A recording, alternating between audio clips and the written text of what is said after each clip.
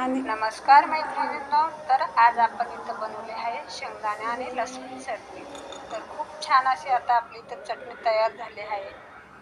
आणि ही चटणी बनवण्यासाठी आपल्याला शेंगदाणे आणि लसणाची गरज पडते। तर आपण इथं गॅस चालू करून घेऊया आणि त्यावरती मी 1 वाटी शेंगदाणे घालून घेतली। सगळे माप मी मेजरमेंटनुसारच केलं आहे। शेंगदाणे आता इथं व्यवस्थित भाजून घेतले आहे। शेंगदाण्याच्या वरचं आपलं टलकर निघेपर्यंत आपण शेंगदाणे लो फ्लेमवरती व्यवस्थित भाजून घ्यायचे।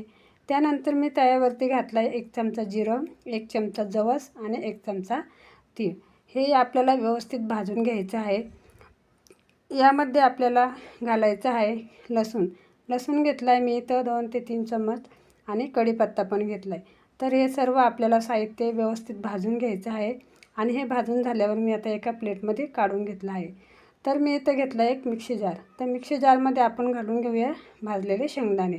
शेंगदाणे घालून घेतल्यानंतर त्या जवस, तीळ आणि लसूण हे पण आपल्याला घालून घ्यायचं आहे।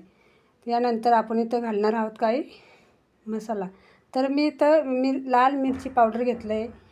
चटणीमध्ये आपल्याला मसाला म्हणजे लाल काश्मीरी मिरची पावडर घेतलं आहे मी इथं आणि ते आपण आपल्या तिखटच्या चवीनुसार घालून घेणार आहे आणि मीठ पण चवीनुसार घालून घेतलं आहे। आता आपण मिक्सरमध्ये याला फिरवून घेऊया।